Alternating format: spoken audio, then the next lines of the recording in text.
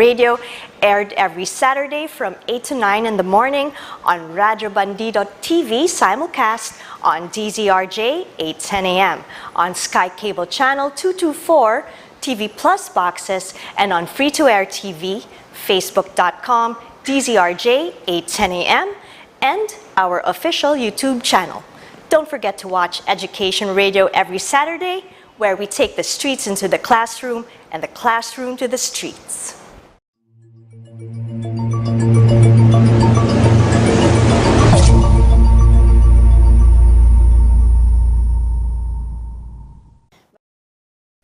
Okay, good morning Manila, good morning Philippines, good morning world, and welcome to Education Radio. I hope the other one is admitted, but okay, we're good. So again, good morning and welcome to Education Radio. And today, on this Saturday morning, I'd like to welcome Mr. George C. As most people would probably know, he is a respected business leader and investor in various industries. He's a Wharton-trained economist, director of think tank IDSI. Good morning, Sir George. Hi, happy to see you again. Always happy to see you guys. Thank you. And as I mentioned to Austin, we do have especially small business owners, really wanting to hear more about your insights as we are gearing up into post-pandemic recovery, right? And what to expect. But before I head on to that, 3 years ago, citing an interview or an article that you had in Philippine Daily Inquirer, you said something that I had learned many years ago when I went to AIM. And at that time, I wasn't really so very optimistic as a person, but you said, and to quote, "A balance between the two forces of bad and good exists in everything, and that being a purist who believes in only one or the other risks being cynic or a hypocrite." Okay, and that facts and perspectives change over time. Going back to AIM, I had learned, how the Chinese see opportunity and crisis as one, and that really opened my eyes. So maybe this is also what you meant. And if you could further elaborate on that, that would be a great opening to all our listeners who are trying to be optimistic post-pandemic recovery. Well, I guess we could cite a few examples. If there are times that when we are taking a decision and we take one side and shut out the other options, then when the option is needed, then it becomes a problem. And on the other hand, sometimes when it looks like the doors have been shut, let's take, for instance, in the case of Happy Toothpaste. Well, we're not advertising for them. They were supposed to supply the multinational for the toothpaste tubes. And the multinational, let's not mention them, they had promised them that they would continue to buy tubes from them. So the owner had gambled, Mr. Cecilio Pedro had gambled to buy the equipment, and suddenly the company withdrew. And what happened, he was forced to produce his own because he had put all his savings and all his friends' borrowings into the company, into the machinery, and there was no choice, so he had to try to formulate his own. And to make it short, when he was forced to formulate his own and learn marketing, he now has the major toothpaste brand Happy that's doing very well here in this country. And this is also the same thing that happened with Zesto. They were also asked to buy the equipment by a multinational. So that means that although those relationships had spanned maybe 20 years, and they trusted their buyer, but the time came when the orders came from the headquarters that they had to move to other countries for their manufacturing, countries, the drinks company, the Procter and Gamble, and things like that. Then they were caught flat-footed, but because they were forced into a situation they might not have made the jump on their own, they're forced to start their own business, and they become major businesses. Of course, the Zesto Group had become a multi-billion company and things like that. Sometimes we if we are very much on just looking at things on one side, the options get tangled, and very much we have to know how we make our decisions, and it's usually something in between. Now, Ukraine refused to. Well, let's look at Vietnam. Vietnam was in more than 10 years war with the U.S. It was crushed. 3 million people died in the war. 3 million people got deformed by Agent Orange, and they were absolute enemies. But now it is a very close ally of the United States and progressing very fast. And while it is progressing very fast, it's become, China used to be its ally, and now it's opposed to China, but doing very well with the US, allied with the US. But now China is also a major investor, because although some years ago, maybe 7-8 years ago or something, they had riots against Chinese companies. 3 months after, the president went to China and got 200 of the top businessmen to go to China, invited more to come in business, and now China is probably if not the second biggest investor in Vietnam, selling with a population of 70 million or so, exporting maybe 5 times more than the Philippines. Yeah. So they have both U.S. investors and China investors. They both have both U.S. market and China market. So on our hand, we had a short lesson before. We had an immediate alitan tayo with China, and immediately they cut the exports, and we lost maybe $2 billion worth of exports. But now, when we got back, we are doing both record trade with U.S. and with China. And that should be the mindset, right? Because this is what you mean. Like, we can't really be totally purist, And I love that you've brought into history into the mix, right? Because history should actually propel us forward and not make us move backward, right? Yeah, actually, history is the experiment that we should learn from. It's like learning from on somebody else's tuition fee instead of. Yeah, that's a nice way of putting it. And so, being part of ASEAN, do you still see us in terms of investment and fiscal structure, as weak?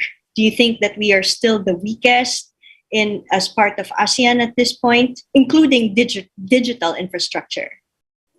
Actually, from the financial viewpoint, prior to the pandemic, we were probably one of the top 2 or 3 strongest, because during the period since the tax reforms in the period of Gloria Arroyo, the conservatism of President Pinoy, and the expansion in tax collections of Duterte, we became maybe number 6 or 7 in the whole world in the debt to GDP ratio, which means we had the highest. Our ratings went up maybe 2 or 3 times with Fitch and Moody's.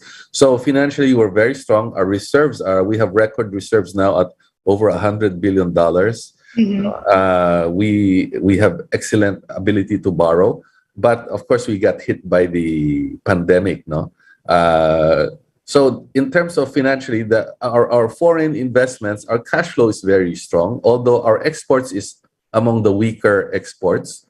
But if we talk about service exports, that means tourism, OFW,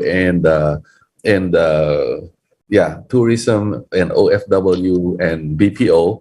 We have one of the strongest net cash flows, because if you export $100 billion of goods, your retained in the country is about maybe $20 billion. But the Philippines is getting a cash flow of $30 billion from the OFW, which is like an export of equivalent to $150 billion. Yeah. And our BPOs getting about $25 billion is equivalent to about $100 billion of exports. So it's good in a sense, and tourism also, of course. In tourism, we were the weakest, but we could become one of the strongest Just before the pandemic, we were growing so fast Mhm. from 3 million tourists a few years before Duterte. Up to 2019, we had like 8.2 million tourists, Mhm. and China's tourists had tripled. Korean tourists had doubled. So it's Mhm. growing very fast, but the pandemic hit that. So the prospects are actually good. Now, the investments here, were talo tayo sa investments, talong Mhm. talo, because people say that we have such bad traffic, it's hard to put up factory, our electricity is so expensive. So Mhm. these fundamentals we have to try to solve to get the production investments, because without the production, we're like a chair with two legs, we're Yeah. lacking one important leg, Yeah. right? So we need the time can come. We need food. People are going to restrict food exports. We need to produce some of our own food. Yes. When we cannot import production material, then we have to produce some of our own, Mhm. right? Uh, it might be because of world circumstance. It could be because of sanctions, like with Russia. Now they're forced Yeah. to produce. So it's good to always have every leg. We have some very strong legs. We have a couple of weak legs. The build of Duterte has been a big help towards. We're now being considered again as a potential manufacturing investment destination. That's good for us. So growth rates are good. Interest rates, on the other hand, are also pretty much reasonable. Would say so also. The inflation rates are going up around the world. Mhm. Philippines is about 5.8%, which is better than the US, UK, Australia, with they're about 7 to 9%. So we're not doing badly, but inflation is going up and can become a problem. So interest rates are going up around the world. It's Mhm. gone Mhm. up. US says they'll bring it up another 1.5% this Yeah. coming year, which means Philippines will also go up. So if your company is borrowing a lot of its capital, you have to expect the rates might go up potentially 2% over the next year. Yeah. Depends on the policies of our economic team. No, Yeah. so that 2% can represent a very big increase in your interest payments, and sometimes the banks might decide to call in some of the loans. So be very careful on the borrowings. If you have strong cash flow and the banks know it, they see your accounts, the cash comes out. Maybe you're a restaurant that sells well, you're okay. If your type of business is capital intensive, the cash flow is not as strong, then be careful about borrowing too much or entering new businesses. Right. Okay. Again, going into a little bit of history, and we're talking about China.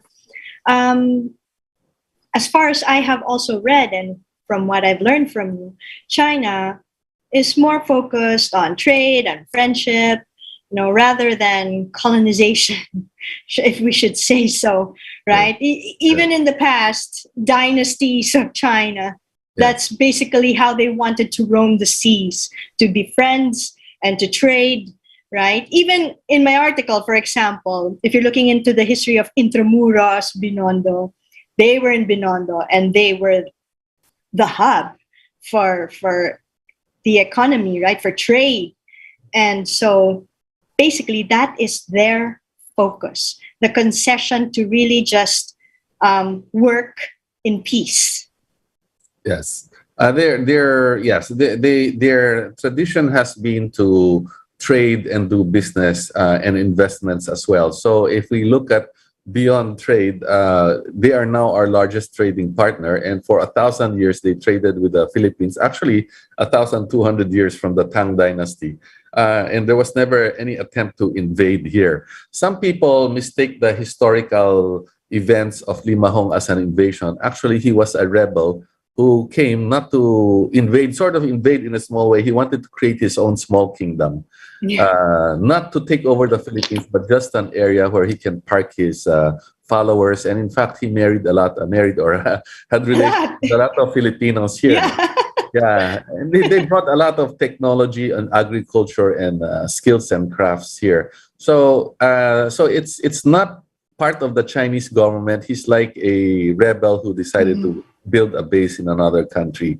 And when they say they tried to invade Vietnam and Japan, those were actually during periods in which China was ruled by the Mongols when they tried to invade Vietnam, and then when they were ruled, China was ruled by Manchus when they tried to invade, you know, Japan. So it's like saying that the Philippines invaded Malaysia when actually the Philippines was used as a base by the Japanese in invading Malaysia, and it's not Mhm. Filipinos. No? So that's to correct a little historical misimpression. And Yeah. there are issues. There are issues. They're legitimate issues. The claims in the sea are quite large, and they're stationing there. That you have to understand. We have to understand the mind of a superpower, a large geopolitical, whether it's Germany or U.S. When they feel they're being surrounded, they feel they have to have a space. So it's something that we are not supporting their view, but we understand that they're stationed there because if the U.S. is putting up bases all around, including the Mhm. Philippines, they want to be able to intercept any missiles, boats, or tanks or stuff before they reach before they're too close. Because if without these bases, if the submarines and ships get very close to the borders of a superpower, then it takes only 2 or 3 minutes to send a missile in. There's no time to react. And to put it in perspective, the U.S. also disallows any foreign power to come close to Cuba, Venezuela, which wanted to allow Russia or China to put bases. But Russia and China don't put bases because the U.S. would go to war. And in fact, U.S. has occupied Cuba's Guantanamo, and they've taken over the Venezuelan government until recently Yeah. because they wanted to prevent anyone from coming close. Yeah. So that's a psychology that, whether we think it's right or wrong, it's something we have to live with. Yeah. Okay. And that's something that business owners have to also reflect. See, when I talk to them, George, I'm like, look into history. Look at how it was back then. Maybe we can learn something from here because we're so sometimes friends. I know you're watching, but sometimes, like I always tell you, we're so focused on the present that we don't know how to look back and what we can learn from that. Because you yourself, and I tell this to them, you yourself say, we need to be able to blend realities, right? And would you agree with that? I know because you said it too. Maybe I can cite the example. I think many people have heard of Marco Polo or even seen the Netflix series. It's a very nice series, by the way. Yeah. It's a trader from Italy, and actually back to the Roman Empire. They would trade with China, the Turkish Empire, the Persian Empire, and the Chinese did not try to expand and take over all of these. They were satisfied they fought each other within their own country to take power because in their mind they're so rich that why should you take over less Everything. areas, everything? Just fight over on your own area. So they traded, and China became very rich. The Silk Road, they say, is trading with all the empires all the way to Europe. The Muslim Mhm. empires and so on. So, but there are times that it was expansionist, and they had. So when the Mongols took over China, they tried to take over the world. No? So it Yeah. was but it was the Mhm. Mongols ruling China. So what could see is the Chinese. I think a very good lesson is while China was occupied by the Mongols in the Yuan dynasty, became one of the richest empires in the world because the Chinese, they didn't want the Mongols. Sometimes they rebelled, but they continued to do business and work. So by the way, the Mongols became the richest empire in the world together with the Chinese. And then again in the Manchu Empire, the Manchu dynasty, Qing dynasty, they occupied China for 350 years. And during those periods, China became immensely rich. So that's why the European powers wanted to come in. So even under foreign domination, they decided, okay, you're our ruler. We'll just do our Mhm. business. And they Yeah. became very rich under the Manchus. Right. So, in other words, facts, as you have said also before, it must be chosen over speculations. And, we have to go back and re examine facts, right? Yes. Because, yes, go ahead, George. Yeah. And in fact, sometimes the facts are negotiable. Mm-hmm. So they can be Right. changed. You can be influenced. Sometimes it's something so simple as a romance, right? Yeah. Somebody falls in love with and marries the of this country, or maybe they just like you. and they get Mhm. us advisors, right? Right. So the Muslim empires at the one time they had the most open mind. They had all the brightest people around the world, mathematicians, scholars coming. So That's true. the Mongol dynasty, Kublai Khan had Marco Polo as one of his advisors. They had all these Jesuits and Europeans coming as advisors, no? And Japan had decided to learn. They sent one third of their government abroad to study. When they saw the Europeans conquer China, they said, well, China is not so powerful after all. Let's Mhm. learn from the Europeans because they're more powerful. So they sent one third of their government abroad, studied, but the model they took back was the German model and the American model to try to build a world empire. So Mhm. that's why they invaded. That's part of the reason why they invaded the all of Asia. They wanted to be the rulers of Asia, the equivalent colonizers of Asia. Mhm. And the Filipinos have always been, peace loving in the sense that I mean they don't think of world empires, So but they fight each hospitable. other. Yeah, they Yeah. very hospitable, accepted everybody, but then they Yeah. to fight each other between the Datus and islands. But then beyond that, they accepted the Arabs, the Muslims, the Chinese, the Vietnamese, you Yeah. know, The uh, Spaniards. Spaniards. Yeah, actually, they welcomed No, this. that's true because, they didn't actually come to the Philippines to discover the Philippines, the Spaniards. They were on their way to somewhere else looking for the Spice Islands. It's And they just were so happened. invited. Yeah, Yeah, and it they just so were. happened they had an accident in the Philippines, in Yeah. Samar, in the eastern Samar, right? And us being so hospitable, we saved their lives. We, gave them tuba, right? Right? So, okay, for those starting small businesses, um, what would you think is the key role, of MSMEs in developing our economy? But the MSMEs fulfill they're like little outsourcing companies. So a lot of the big companies would outsource, let's say, garment production, Mhm. shoe production, washing, laundry, things like that. And they deliver to the small communities services and products that the big companies do not find it worth their time because the margins and markets are too small. So they fill all the niches. Parang lahat ng mga sulok pinupuntahan, no? Most of this is where it's very important because this is where people learn business on a small scale when they're not employees or hired. And Mhm. from there, very often it is from these small businesses that if these people keep learning, the ones who learn in the small business and then keep upgrading and leveling up their knowledge, this is where the big companies come from. So this is very much like a lot of people, a lot of Chinois, that's the model. They start out very small. But Mhm. there are certain models of how to take advantage of this. And Mhm. I think it's useful to learn because if you want to grow from a small business, uh, if you want to grow from a small business to a large one, you have to immerse your time in that market and Mhm. in the technology. So there's a tendency. This is a difference because maybe the Chinese culture, the Chinoy culture here is if you are a small business, there are certain steps they take. The Mhm. parents don't let the children do whatever they want. So it's kind of a little dictatorial. You have to work in the business. You have to work these hours. You can't just go out with your friends. You Mhm. can only go out at these times. So that's one advantage they have. There's no holidays. Mhm. Yeah. So Saturday, Sunday, you make an order or complaint, they'll deal with it. So, but the thing is, the young people, when they're coming up, they think they want to do their own business. They don't think they're doing it for the parents alone. So they will Mhm. immerse their time, spend the time in the evenings and weekends with their clients and people who they can learn from, bigger businesses they can learn from. Whereas maybe part of the local culture is if your business is doing well enough so that you have your basic necessities covered, the tendency is let's have a good time and let's go drinking and partying, and that's fine because you have to, yeah, I mean, you have to live your life. Mhm. Life is not all about money, but Yeah. maybe the percentage that you spend, you have to spend some time with people you may not like the best, Yeah.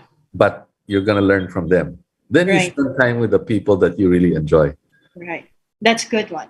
And of course, if you're starting a small business or looking into that, a lot of people are saying, yeah, at least we can help in creating jobs. That's part of it.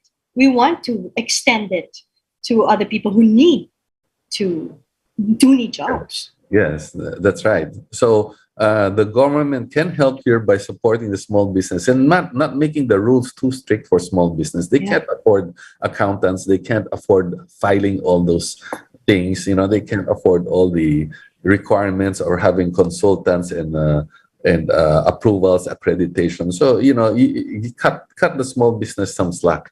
Mhm.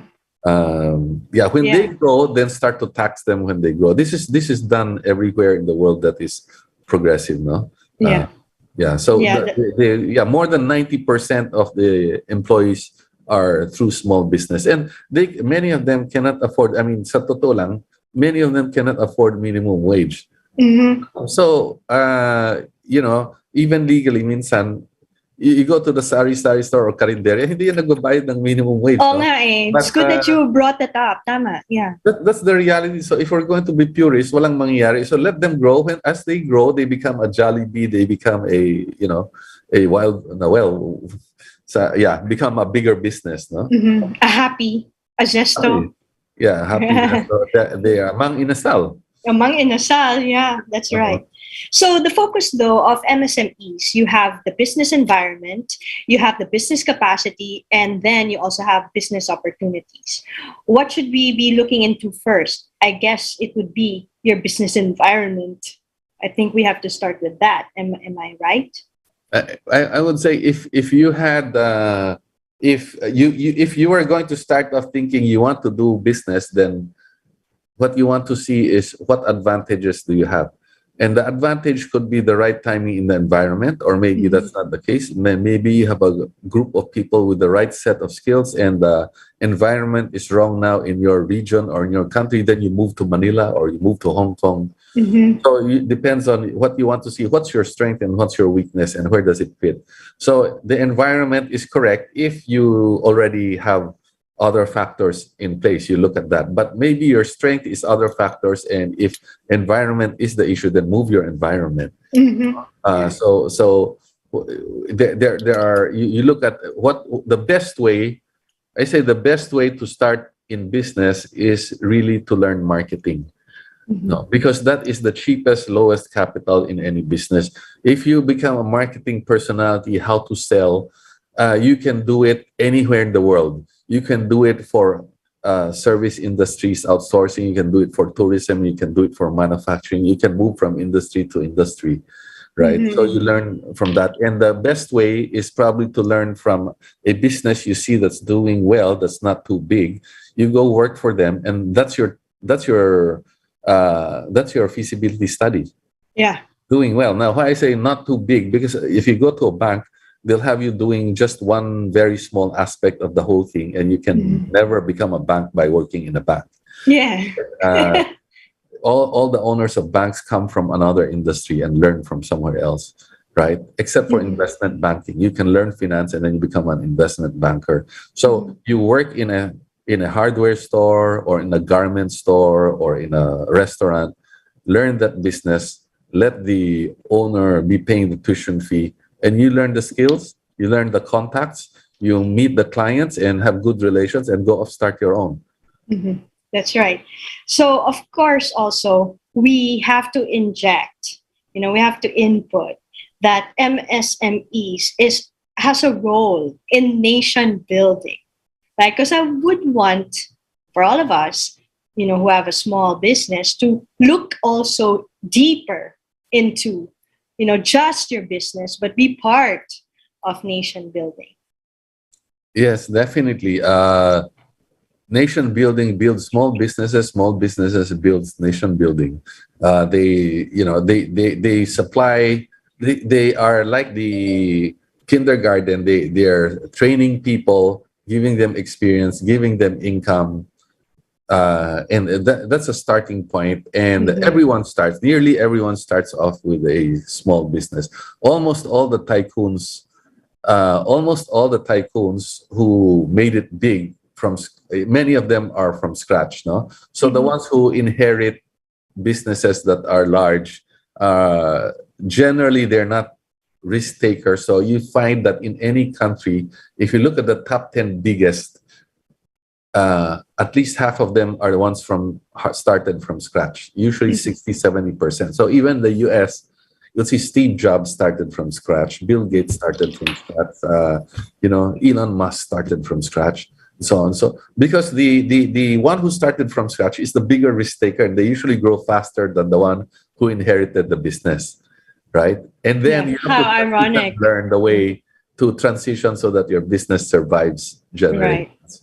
Yes. Right. So for people who have these small businesses right now and they're it's both excitement and anxiety, George, that people are feeling because it's about what to expect in uncertain times. I mean, we're still in a pandemic, right? This is never going to go away. It's there and we have to live with it. So what do you think the impact of these rising prices, for one, would have on our SMEs? The MSMEs, there's two kinds. One kind is they can move up market and increase their margins. And there's a type that cannot do that. The ones who cannot do that would have to look at either laying back a little or transitioning. What do I mean by those that can do that? If your small business is providing services or products to larger companies that may decide they will no longer continue to do their business, then you can fill in that market. So as companies now are closing restaurants and providers, the new players can come in. No? And if you have an existing business, you'll probably find that there are additional services you can do. The business process outsourcers will find, instead of shrinking, many of them will find more clients from the Western countries that have to downsize, right? And so if the food distributors, what's happening is a lot of farmers are learning to use technology. Farmers and cooperatives, they're using the internet, the digital, to do their marketing. Their marketing right now, if you find marketing directly to homes and our home restaurants, home providers of food, agriculture, a whole new generation of industries is coming up. A lot of secretaries and people are actually becoming assistants to Westerners. They do scheduling, calls, and so on. So they're working from home and they're doing office work for foreigners abroad. In fact, there are on registry over 50,000 Filipinos doing this now. They're outsourcing, but they're not outsourcing working in a big outsource company.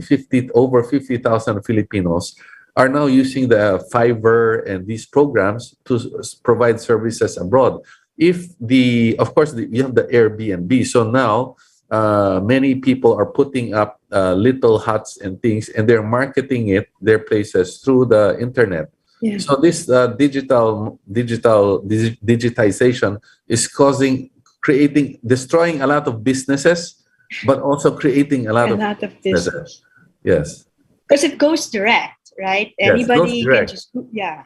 If you're a tour guide, you don't need to work for a tourist company. If you are a tour guide, you post yourself, and if clients are happy with you, they recommend you to the next people, and the people can come into your site and look at ratings, not just the words, but the ratings that the previous people give.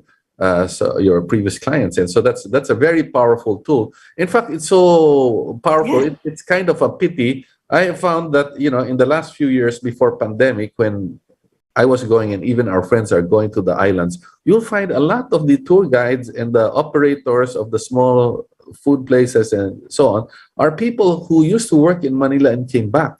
Yeah. And now, because they're making more money there, even fishermen are telling me, we did interviews with Austin and IDSI with fishermen. Many of them stopped. If they were making 300 pesos, 200 pesos a day as fishermen, and now they're making 1,000, 1,500 pesos for half a day in Bohol and these places. because that tourists are hiring them as guides or as bringing the boats or doing so they get, they could easily get 1,500, 2,000 a day. Mhm. But the problem is, I think part of the problem is during our interview is then they stop working. Yeah. They decide that they're gonna enjoy. They said, I mean, nothing wrong every so often, but you want to build scale. So they say, oh, I'm going to spend time with my family, or they'll just spend time and relax with their friends or go drinking. Yeah. Sayang, Yes, sayang, I no? know. Sayang. Yeah. Sayang, because they can Yeah. accumulate capital. What's Yeah. happening in small business include the farmers. Oh, technologies is a big game changer. So like the Mm-hmm. hybrid rice, the Doña Maria of Sila Henry Lim, no?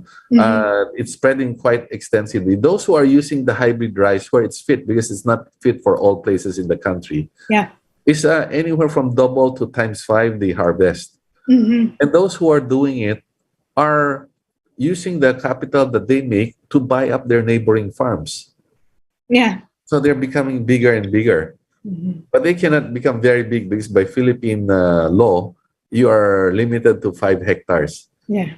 Right, so there's a limit, so that, if you want to get bigger than that, you have to think of other ways. Yeah. Creative ways. Right. So yeah, that's a good point. I also experienced that when they make more money, when Filipinos get a chance to make more money in small business, right? Like your example of a fisherman in Bohol. Once they feel it, they decide to spend it, you know, instead of building on more capital. It's this mindset, a cultural thing, because education has to come into play. It happened to us also by experience where you would invest in training, let's say a certain group, so that they can earn from a product.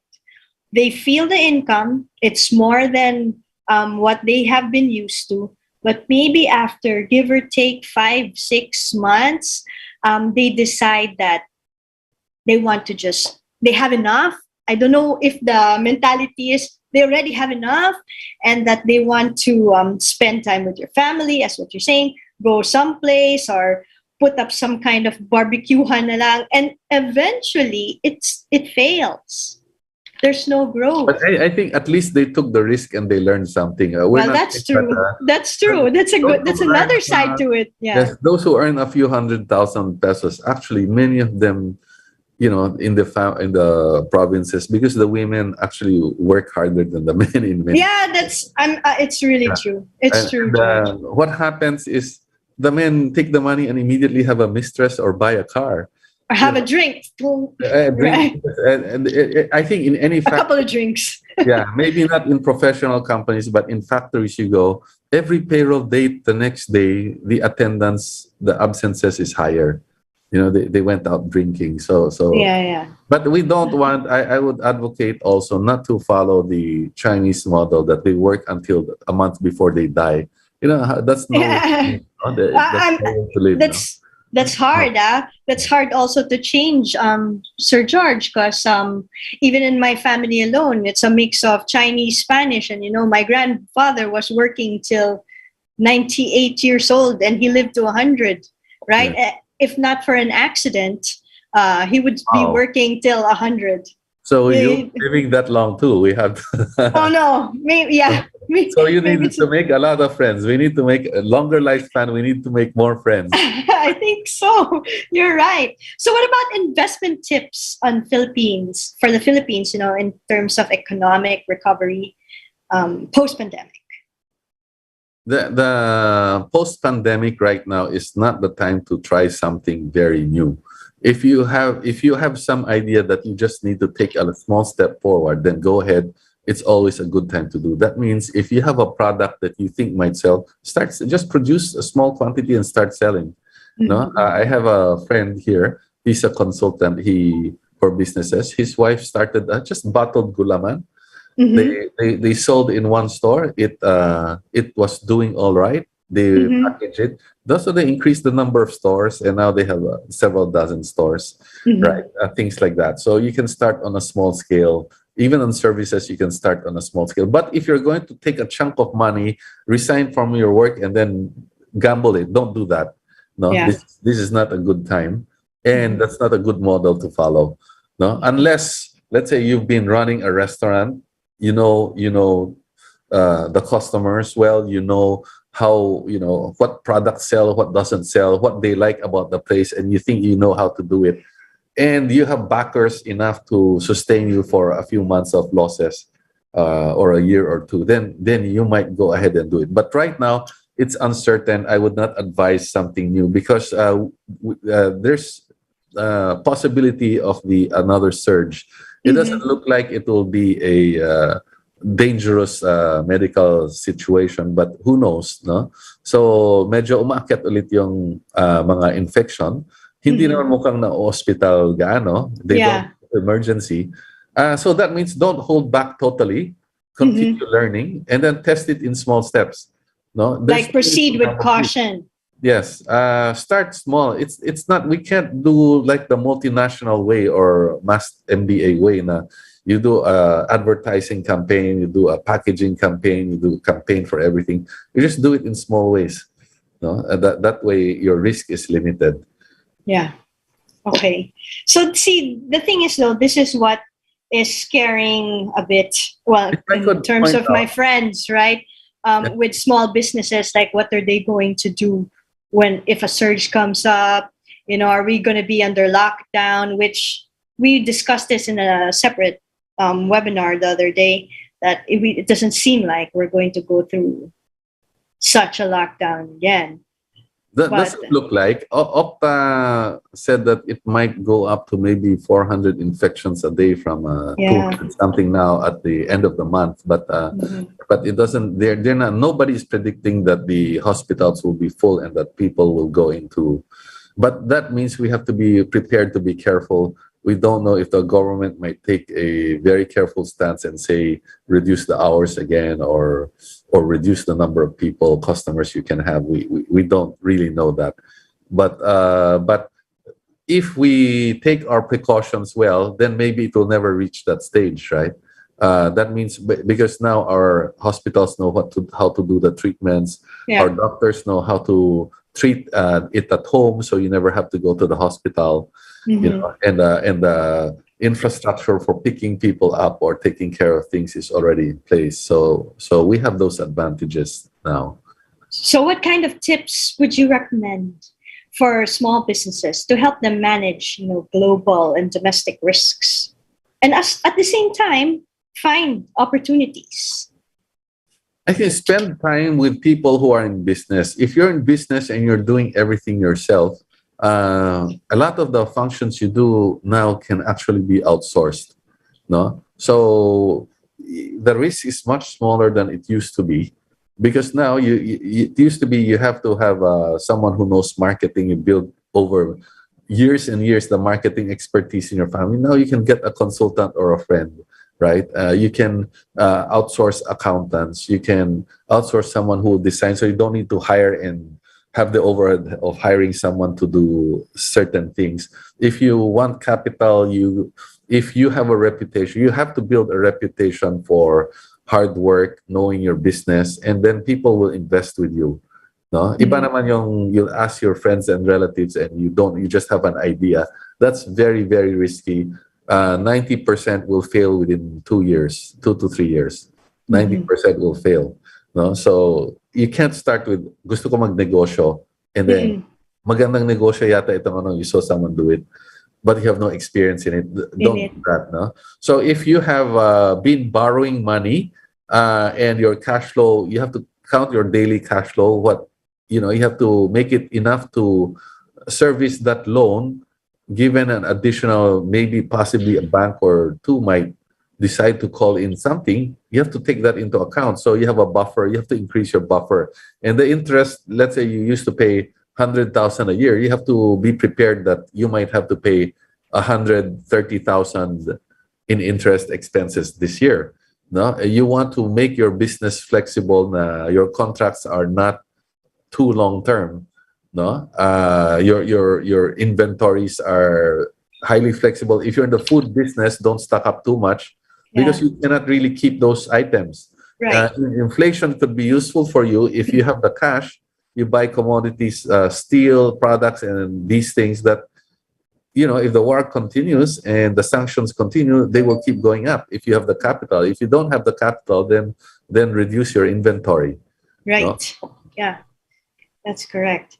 How What about happened is a lot of people, if you have an existing business that's doing well and still doing well, a good number of people, not a lot, but a good number of people end up being able to buy the business of their kalaban who yeah. goes down. Also, I have friends who have been running one or two Jollibees. Suddenly, they're able to buy franchises at half the price during the pandemic. So instead of paying 30 million, they pay 15 million or 10 million even. Yeah. And then they end up, and now the business is just as good as ever.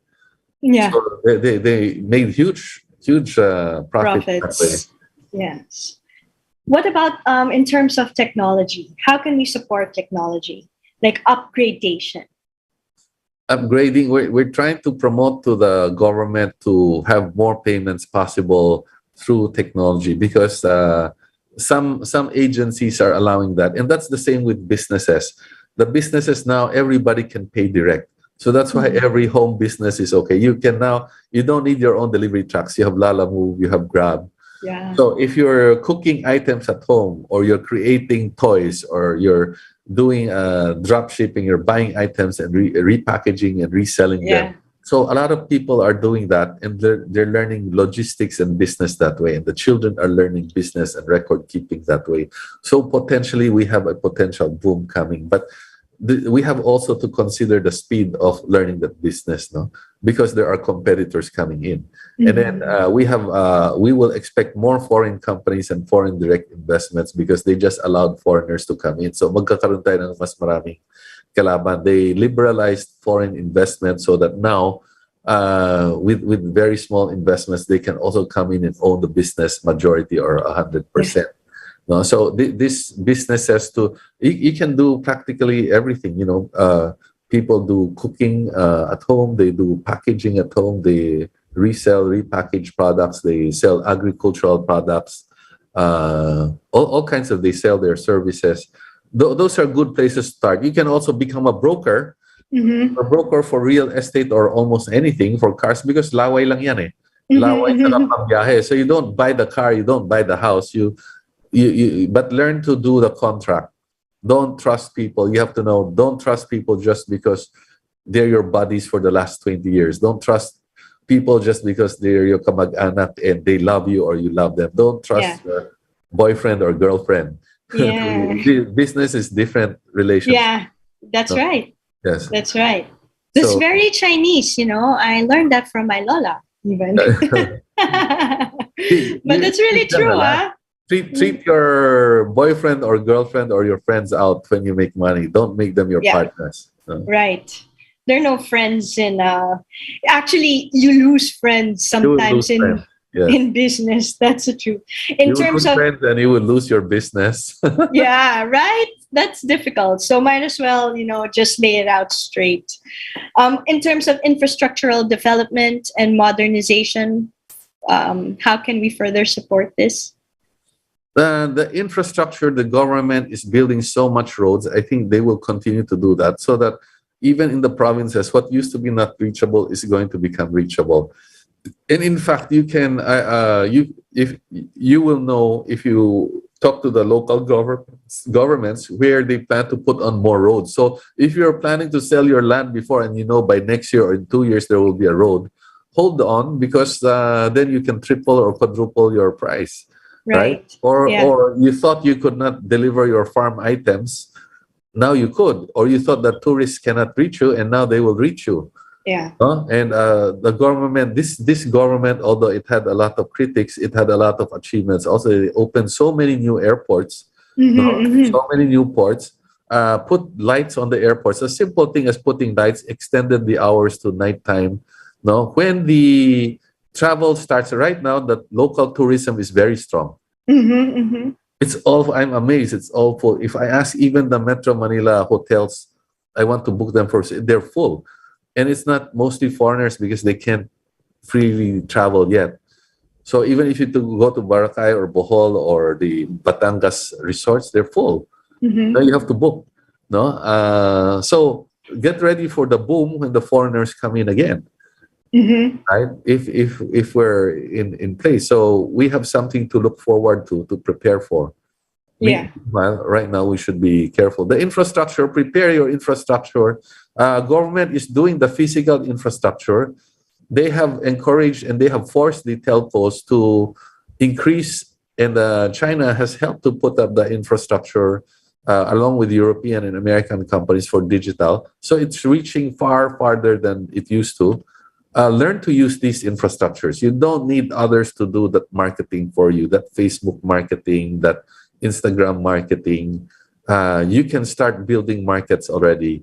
Look at how the Mm-hmm. one way is to look at how the leaders or the ones doing well are doing it. Gayahin na lang. Oo nga.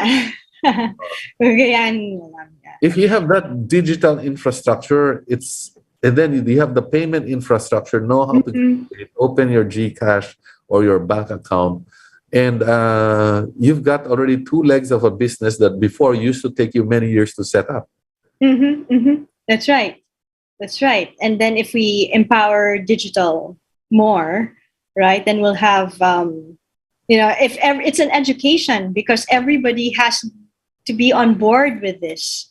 Everybody needs to go digital somewhat, right? And it Yes. takes a lot of, it takes an education to really even bring it down Yes. to the grassroots. And a lot of the products that we're selling just needs to be repackaged because our packaging tradition has been very poor, no? Mhm. So Yeah, every that's true. you go to Laguna or Tagaytay or to Calamba, and the buko pie that used to be wrapped in a cardboard box without label. Today it's still wrapped in a cardboard box without, Yeah, you know. yeah. Not everyone, but a lot of them. So, if you are in one of those family business, just upgrading a little makes a big difference. We've helped a lot of small business do packaging, and there are government has agencies doing that, helping you do packaging. Improved packaging can do a lot. I'm surprised. I'm not for it, but I'm not against it because we're selling a lot more banana chips now, and Mm-hmm. the people selling them are people from China and Vietnam. Why, why, Mm-hmm. why are they the ones doing it? They get our banana chips, they package them nicer, and then they're able to sell for a higher price. No, Yeah, that's something that we can do ourselves. We don't need foreigners to do that for us. yeah. I agree. I agree.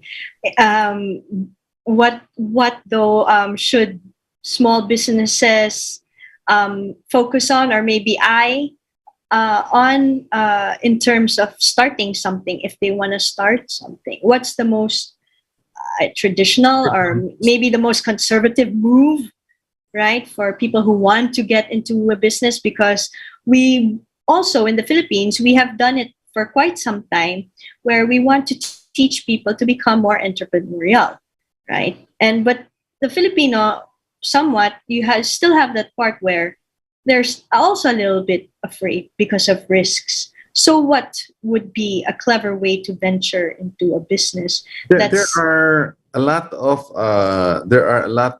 small operations to get into. There's a lot of construction going on. People need skilled people. If you have a group of friends who know how to construct, you put a little construction group together. It doesn't even have to be a company. Just be reliable. But the tendency is because the one who gets the money from the company doesn't pay off the others, and the group falls apart, right? not the first time I heard that. It Yeah, happens all the time. it No, happens all here, the no, time. not just. So if you can have a group of friends, you can already start subcontracting work with some realty company, right? So there are things like that. If you have a good group of people who know, one group knows how to paint and tile. We are looking for people. We're looking Mm-hmm. for contractors all over because the real estate is in strong ngayon, eh.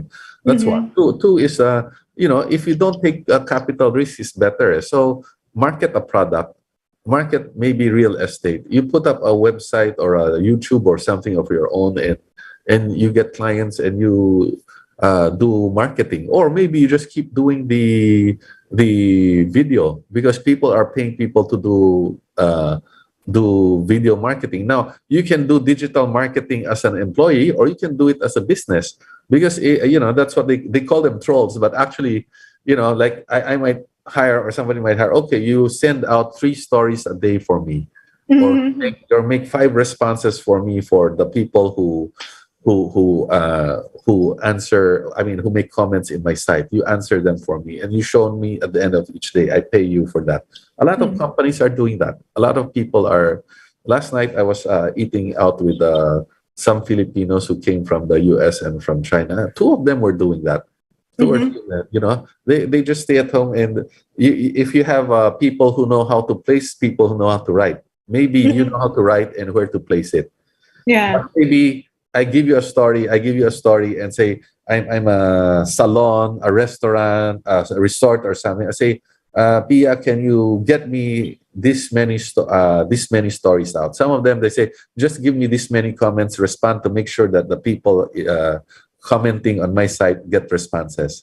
You Mm-hmm. have to know how to respond, and you do that. You show me you already have a business, either as an employee or as whatever. No, Yeah, that's yeah. nice. So That's telemarketing, isn't it? yes, yes. But now you don't have to do it for a big company. Yeah, Companies here will hire you to do that. nice. Companies abroad will hire you Mm-hmm. if you know how to market. They will pay 3 to 4 times what the local will pay you. Mm-hmm. Nice. So actually, people doing the same thing here locally. If you do it, some people they learn to jump, and I ask them, and basically it's 3 times the price. So if you do scheduling for me informally, instead of doing it in the office, I Mm-hmm. pay you this much, close to local rates.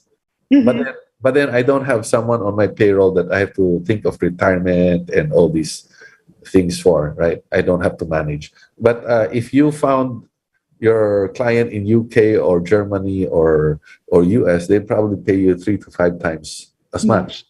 Yeah. So you can take steps to do that. I think services is a very or small items to sell. Because services is walang puhunan ka masyado eh. Oo nga.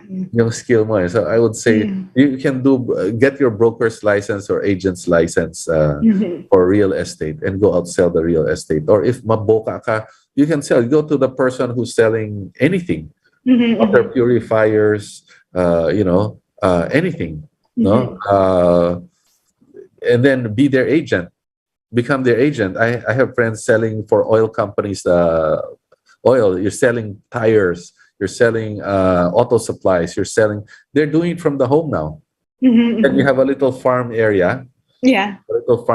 for that, or you could become distributor in a small area for the major players. No, so I mean, a lot of foreigners are now having distribution businesses. So if I'm a medium-sized distributor for, let's say, some food product or some technology product or whatever product, and I cannot deliver the last mile, and then you can be the one delivering the last mile. Nice. Yes. Uh, Nice. So final words, Sir George, before we end the show.